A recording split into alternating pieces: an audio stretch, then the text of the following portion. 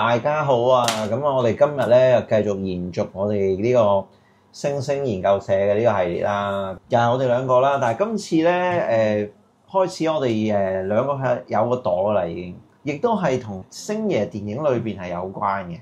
咁啊，我簡單介紹咗我自己先啦，我就係細媽。咁啊，細媽咧其實係星爺係早期嘅一套電視劇媽仔孖心肝同劉青雲一齊做嘅。咁啊，佢兩個係孖生兄弟，星爺就係細媽。我哋另一位朋友咧，佢又揀咗個好特別嘅名。咁我叫自己係研究生咯，即係少林足球啊！佢哋一開波嘅時候，我嘅真正身份係一個研究生，就我已經覺得呢一套嘢應該係超爆笑啊！咁亦都佢憑住呢套電影，即係成功攞到最佳導演，即係好超卓嘅一個成就嘅。咁所以我應該都係要用研究生去 respect 我呢一位咁嘅偶像。係。咁今日咧，我哋會揀咗一套好特別嘅戲，咁亦都係有我嘅拍檔啊研究生咧，佢揀嘅。咁係佢第二中意，即係基本上星爺咁多戲裏邊，佢係呢個係 top 2嘅，就係《西遊記大結局之仙履奇緣》啦。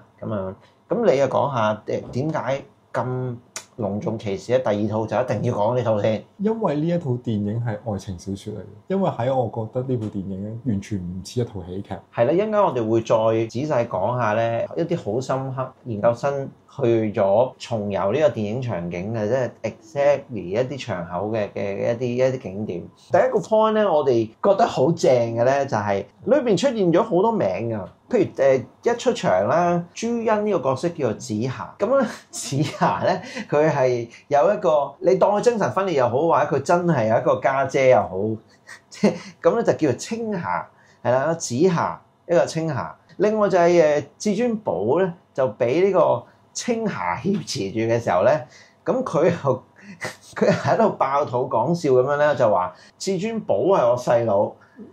我係至尊寶個阿哥至尊玉，係啦，咁又有一個咁樣嘅一 pair 嘅一個阿寶一個阿玉咁樣一個對照嘅人名啦。跟住之後佢就再玩佢咧，就係又係阿青霞挾持住佢嘅時候，佢就我真名係秦漢，係啦，我細佬係秦祥林。咁呢個我哋覺得好正嘅，就係可能一半係爆肚啦，另一半咧就係可能係有原因嘅，可能都係致敬翻之前可能佢合作過一啲演員啦，或者係裏邊一啲電影人物咁咯。青霞就好勁啦，都係《鹿鼎記》啊。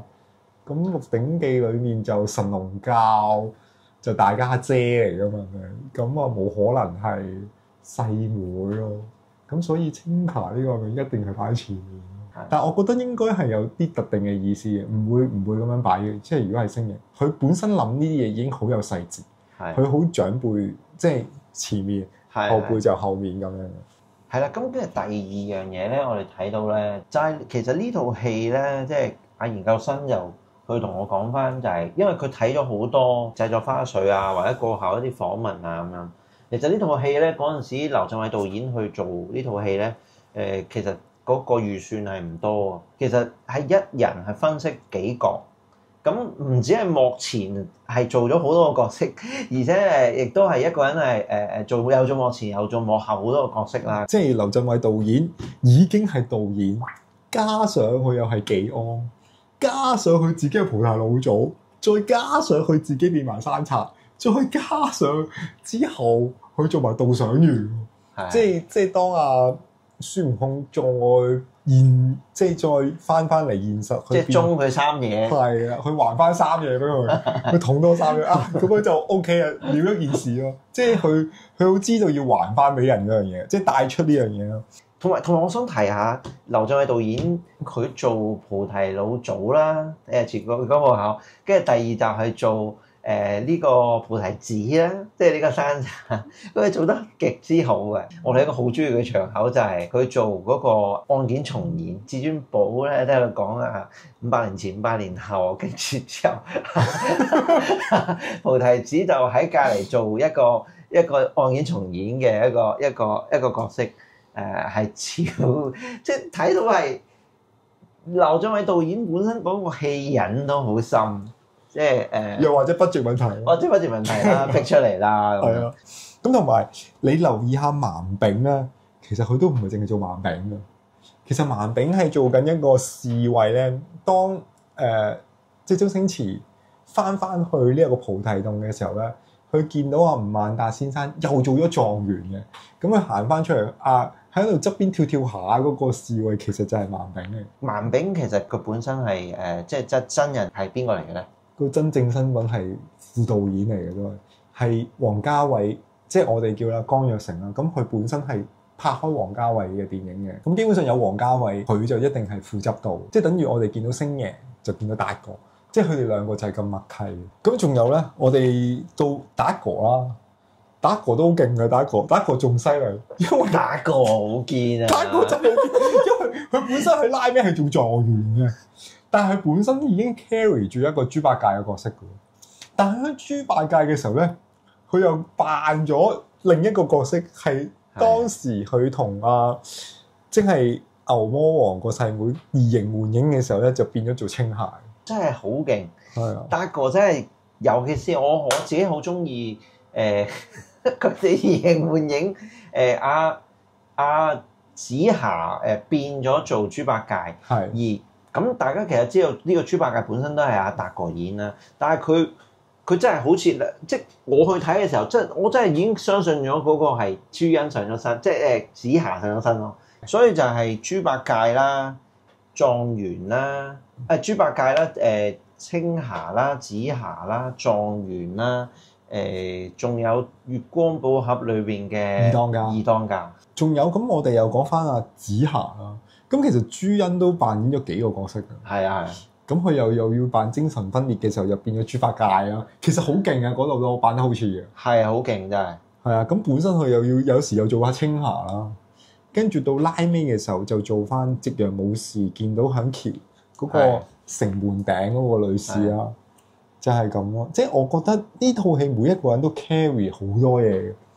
咁同埋星爺就仲癲，又至尊寶，又至尊玉。又秦漢又秦長林，跟住又要做夕陽武士，一陣間又要做至尊，又要做齊天大聖。係，咁其實都真係唔嘢少嘅。其實齊天大聖係一個，即係佢一變翻齊天大聖嘅時候，其實係真係唔係我哋見過嘅星爺咯。係啊，即係佢其實演得好好啊，演齊天大聖。同埋家英哥都好勁啊！其實家英哥雖然佢冇變過佢嗰個角色，但係佢個造型啊。佢變咗個即係你會覺得無端端有個阿叉，一陣間無端端有個埃及 Pharaoh 咁樣，一陣間又變咗個沙僧咁，唐僧咁樣，即係你會覺得好成件事好有趣嘅佢哋個配搭。我哋想仔細講翻江若成副導演啦，即係佢係王家衛嘅電影或者係劉鎮偉導演嘅電影嘅可能係副導演、周文導演啦嘅拍檔啦。其實咧補充資料咧就係大家唔好忘記咧，劉鎮偉嘅導演嘅戲咧雖然好搞笑啦，即係雖然嗰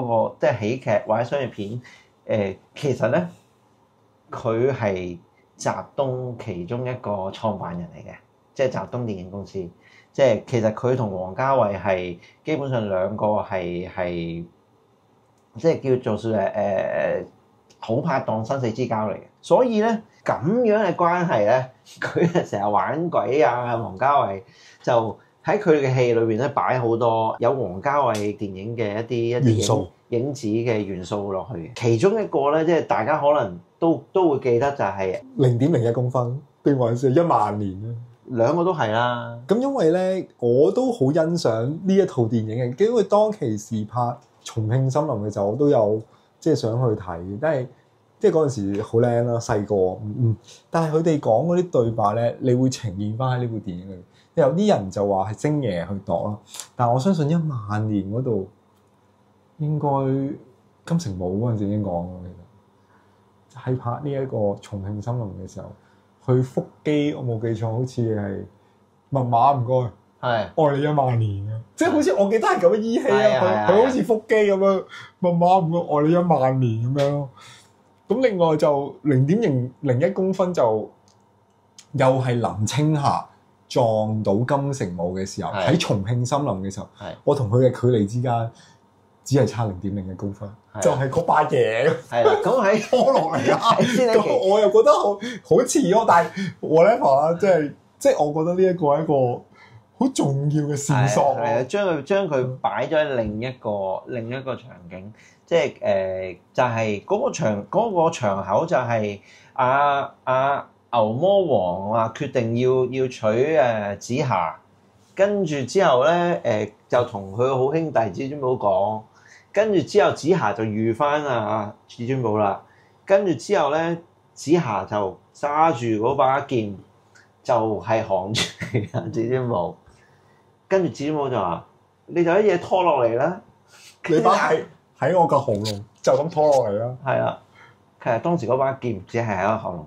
嚨距離係0.0公分，跟住之後佢係好無賴咁啲眼淚好假眼淚已經喺度喊緊，你拖落嚟啦！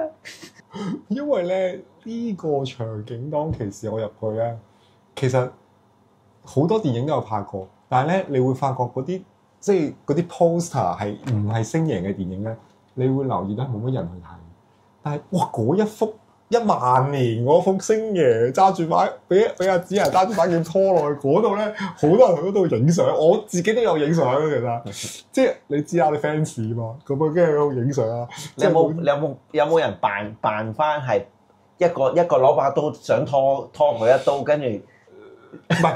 如果你有一 pair 去咧，其實好多嗰度嗰啲人行嘅時候咧，會着晒齊天大聖嗰啲衫啊，着晒紫霞啲衫喺度行嚟行去啊，揸住把劍講堅啊！10000年亦都係好經典啦。佢一次就係唔係好認真咁講，嗰把劍拖落去，跟住最撈尾佢死到臨頭就係講咗個大話，就話如果有個限期就係10000年啦咁樣，即係跟住到最後咧，真係中意咗紫霞咧，都有出現過，即係再講多次就係即係如果呢一份愛要俾一個限期，我希望係10000年。咁呢個就感動好多人啦，亦都流傳咗咁多年啦咁我覺得好正咯，即係就係佢哋係好拍檔啦，劉鎮偉導演同王家衛導演，即係佢哋各自都欣賞大家，佢又會去咁樣擺落一啲喜劇啊，或者呢啲好得意嘅位咁咯。其實咧，你話呢一套戲啦，即係其實呢2集啦，《月光寶盒》同埋《仙履奇緣》裏面係出現過好多粗口嘅。係啊，譬如特別啲啦，我哋以前成日講話木嘴啊、契弟啊，但係當阿羅家英出現喺阿星爺面前嘅時候咧，又係呢條木契，即係佢係將啲粗口可以加埋嚟，即係木嘴加契弟就變成木契咁樣咯。阿家英哥咧就係同隔離嗰兩隻牛啦，即係嘅劊子手咁樣啊。林行盈嗰陣時咧，就佢就話我都想識個朋友啫，即係人有啱生，妖又有妖啊啱生。咁你如果你係人嘅時候，咪人妖。即係你個電影城嘅側邊咧，你會見到東邪西毒一啲場景嘅，即係道具啊、佈景板啊，係冇人睇嘅。我唔會行過去咯，即係我唔會特登，我行去都去牛魔王嗰度啦，去牛虎啊，去阿家英哥，去釣嗰個妖喇媽嗰度啦，即係嗰啲地方我會去睇落啲咯。喺佢個城堡嘅另一邊咧，佢正係搭翻以前 exactly 阿家英哥俾人吊起嗰陣時嗰個地方，我諗都成7丈高啊！咁你可以行上去咧扮咧，即係咁樣喺度吊住嗰個影相。咁佢下面咧有個牌寫住唔知乜嘢咩唐真唔知乜嘢，我都冇睇，但係我已經笑到咔咔聲，我已經。咁另一個咧，我哋覺得係非常非常之正嘅一場戲啦，就係至尊寶暈咗之後，喺西夏皇陵打到七彩，即係牛魔王啊、鐵扇公主，跟住打到七彩，佢跳咗落山崖，即係其實唔覺意跳咗落山崖，跟住暈咗啦，跟住之後俾菩提子救翻，跟住之後迷迷糊糊咧就去咗個水簾洞，跟住嗰場戲係好正嘅。因為星爺之前成日都俾人話無厘頭，但我覺得星爺嘅電影全部都係有厘頭。喺佢呢一個對白嘅對答當中，我哋如果將我哋理解佢話叫咗晶晶98次，如果我哋將晶晶嘅次數乘8咧，係784次，所以唔係無厘頭。係有厘頭嘅，我覺得。如果我哋一個人每1分鐘叫9次呢個咩？其實我哋個 sequence 同埋個 speed 都好合理嘅，即係靜靜停一停，跟住止下，跟住如是者叫8次，即係1分鐘裡面有9次出現呢個名。咁但係菩提子應該數得好清楚，喺嗰一晚冇瞓過覺先至可以數到呢咁嘅次數出嚟咯。咁咁同埋佢後面咧，佢再重點講多咗一次。你琴日叫多咗一次，係785次。即係我覺得呢啲細節位，即係話佢對紫霞嗰個執著係好，即係好驚天地，好有鬼神嗰啲。唔係你點可能夜晚黑成日可以叫咗8個鐘狂叫？其實有冇可能咧？其實呢個我唔講啦，即係但係我覺得，即係佢嘅演繹方式同埋表達，令到我哋對呢套電影更加有呢一個深厚嘅研究咯。需要佢嘅顯意識咧，就以為自己我要晶晶成親㗎啦，晶晶先係我愛人㗎嘛，仲要懶叻。係啦，跟住葡萄你又叫咗佢98次咁啊，咁佢我放心啦咁啊，跟住等陣，但係你叫咗紫霞呢個名。784係啦，原來嗰個潛意識咧，其實已經係落咗坑、沉咗船，即係啦，好中意呢個紫霞，即係一個好正嘅愛情故事，我覺得即係好啲咯。佢同菩提子再相遇嘅時候咧，佢哋亦都有即係討論過呢個問題。我之前有個 friend 都成日即係話中意一個人要理由咁，即係佢哋喺呢個討論咧係相當之激烈嘅，即係佢哋要討論啊，要嘅咩？唔使嘅咩？其實都好，大家佢有佢哋嘅自己嘅觀點咯。咪呢度正咧就係佢就世事難料啊！你終於同晶晶成親啦，跟住即刻擰過嚟個鏡頭，你琴晚叫咗紫霞咁咧785次，多咗一次，即係呢個反差。好正！你係意想唔到嘅呢樣嘢。至尊冇虛人咁啊，多謝你。跟住你都知佢唔係咁順攤嘅啦，原來咦有陣呢一嘢咁啊！即係佢仿似係搞笑啦，其實係好搞笑啦。咁但係又幾啲嘅喎，即係佢探討緊兩樣嘢喎。第一個就係你會唔會中意一個你討厭嘅人咧？咁咁係會嘅喎。即係啱啱講到潛意識、顯意識啦，即係佢以為顯意識以為自己係咁，但係潛意識原來係完全相反嘅。跟住呢個第一啦，跟住佢亦都有講話，當你發現你中意咗一個你討厭嘅人，呢段感情先係最攞膽啊！呢個正啊！咁第二樣嘢咧就係中意一個人係咪需要理由咧？咁樣講好似好亂噏咁啦，咁但係其實好 deep 嘅喎，佢哋係不斷喺度要嘅咩？唔使嘅咩？即係愛情呢樣嘢係你如果係可以歸納嘅話咧，係精神病嘅一種嚟㗎嘛。即係其實你突然間去咗另一個狀態，跟住之後你都唔知點解，就係嗰把劍嘟咁嗱，你聽唔到我嘟俾你聽啦。咁你話係咪啊？咁係，咁呢個係上天安排。快晒咁啊！就係咯，即係跟住就突然間，即係紫霞就已經中意咗佢啦。突然間好似即係黐咗線咁樣。咁當然即係紫霞都係黐地啦喺呢套戲。其實導演劉鎮偉導演同埋星爺，我諗佢都有份參與個創作。即係其實佢哋真係堅認真去諗呢個透過至尊寶，透過齊天大聖。加埋周邊即係紫霞，佢真係想探討愛情，尤其是《仙履奇緣》呢一集咯，我覺得。即係呢個位又係一個景點啊！佢長期咧喺個城門下邊咧，就係放咗幅畫照喺度，好多人拍照嘅呢度。即係拍照留念係基本嚟嘅呢動作，跟住係冇變過。你會見到佢隔離嗰啲即係京劇面具啊，同埋嗰幅畫，即係一磚一瓦都冇變過。即係呢一個感受好大。即係喺《月光寶盒》同埋《仙履奇緣》兩套戲嘅時空咧，係有啲好圓嘅嘢，或者係好佛嘅嘢，甚至係 New Age 嘅嘢。如果去睇啊，其實喺時間咧，佢雖然好強調有時間嘅，即係有500年前、500年後，但係其實亦都冇㗎，時間係冇㗎喺呢兩集裏邊。即係佢只係有一啲使命，或者佢有啲 blockage，即係佢要去突破，佢要清空。即係我覺得你講嗰個我亦好認同嘅，係冇時間性，佢同一時間做緊咁樣。即係平行宇宙咁啊！啫。Exactly 嘅，因為你都係佢嚟嘅啫，其實成件事，因為佢做翻出嚟嘅啫，佢只不過佢用唔同嘅角色去演繹啫。你又覺得係平行宇宙啦，我就係覺得係時間係唔存在嘅，其實即係彷彿其實齊天大聖就係、其實佢係一直係存在嘅，一直行緊佢。要行嘅一條線啦，但係中間有好多個唔同版本嘅至尊寶㗎，亦都有好多個版本嘅晶晶啊、蜘蛛精啊咁樣，咁所以佢又遇咗菩提老祖啦，遇到菩提子啦，又遇到呢個導賞員啦，咁所以呢一個就係嗰個時空穿梭嗰個有趣嘅地方，或者其實係可以咁樣睇咯。我哋講下家英哥啊，不如。